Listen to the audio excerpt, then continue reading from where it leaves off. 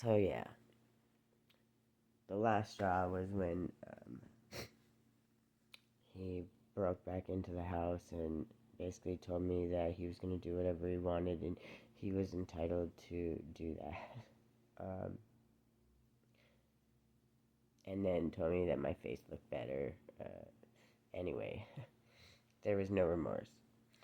So I had to call the police, right? And I didn't want to do that. But I have a daughter to worry about, and I don't give a shit about anybody but her. And don't get me wrong, I love everybody, and I don't wish bad on anybody, but um, I had nowhere to go. I left my house so he wasn't homeless, and I went to the shelter with her because at least I knew that I would have a roof over her head that was stable and safe, and I would have an opportunity to possibly heal and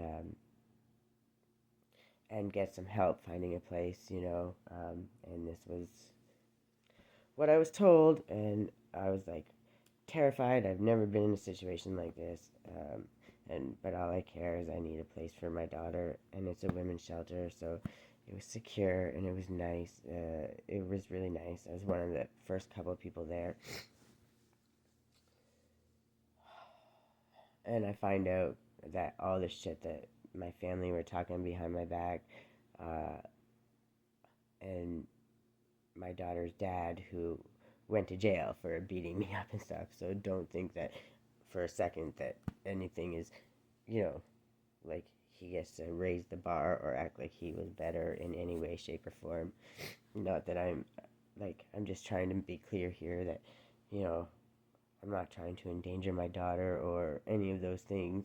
I was just trying to be good and help people along the way, while even when but it was because they would push that obligation onto me, and I could barely help ourselves, and but they wouldn't give me even the bare minimum to help me help myself.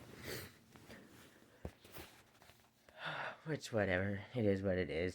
I accepted that. I moved on. I let go. I go to the women's shelter, and he still has the place. I try to get our stuff, and he's already got someone moved in, living there, whatever. They took everything that I did have and threw it out in the mud puddles and just trashed all my shit, my daughter's shit. So I had to replace all that. I saved what I could.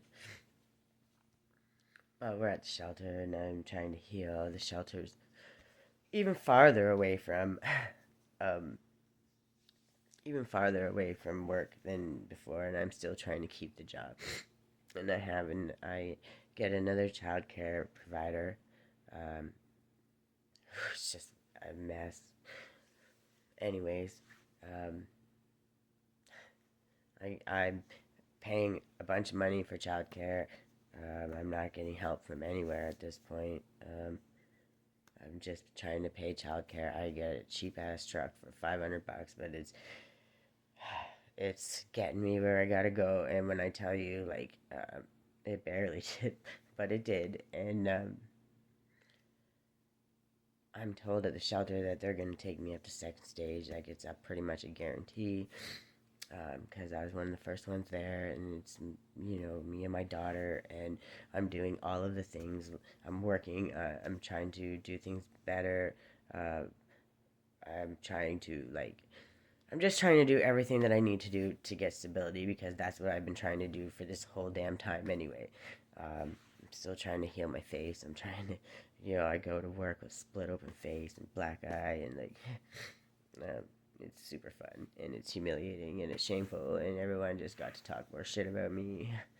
Um, Nobody, uh, people like literally judged me so cruelly. I can't even begin to tell you.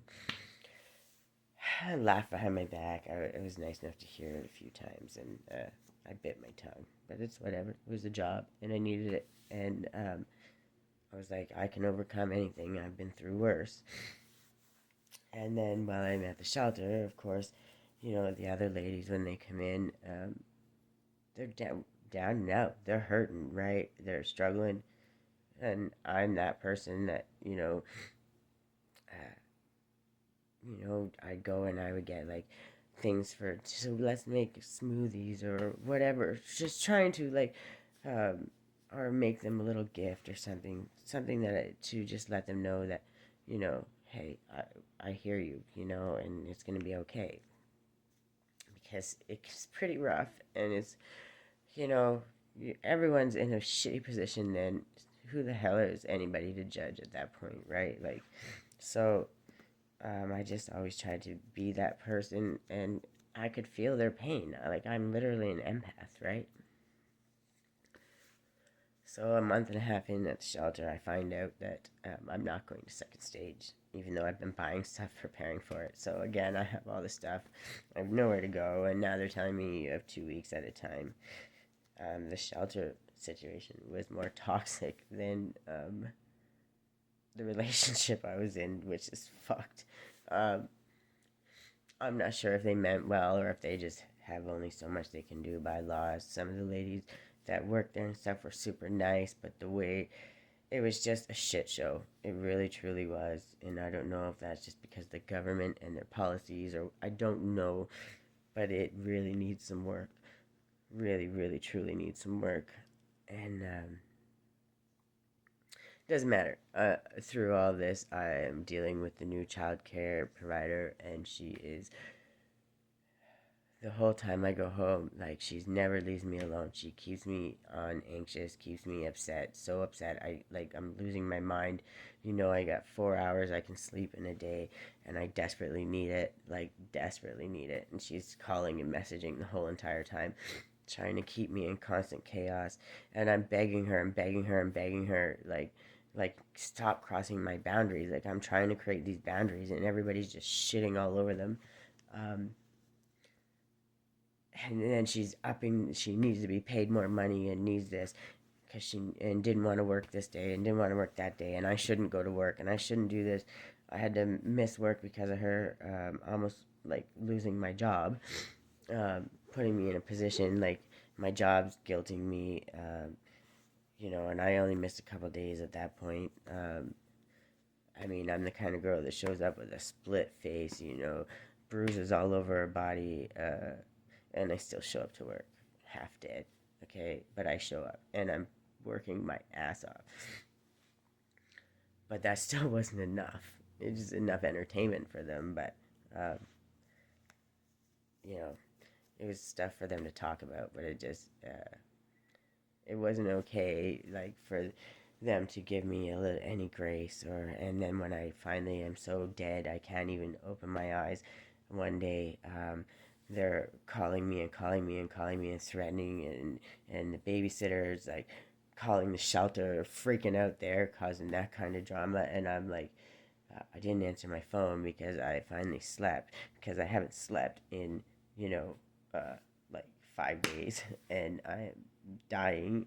And, you know, we've both been sick, like these kind of things. But the chaos that they kept going and going and going, and I'm just trying to heal, and I'm trying to grow, and I'm trying to find a place to live, and I'm trying to do all of the things. And I am doing all of the things, and I'm still trying to heal, and I'm helping the other ladies at the shelter. Um, and then they flood my room. I lose half my shit, and the shelter room they flood, and I had to stay in the um, living room area with my kid after working all these hours. I can't shower, I can't do nothing. Like, when I tell you the situation was a shit show, it was a shit show, and that was for 3 months I stayed there. And then the child care provider, after she got to the point where she was trying to charge me $1,300 a month, which is ridiculous, especially when I'm at a shelter and I can barely afford. I'm trying to just find a place to live. Here we go again.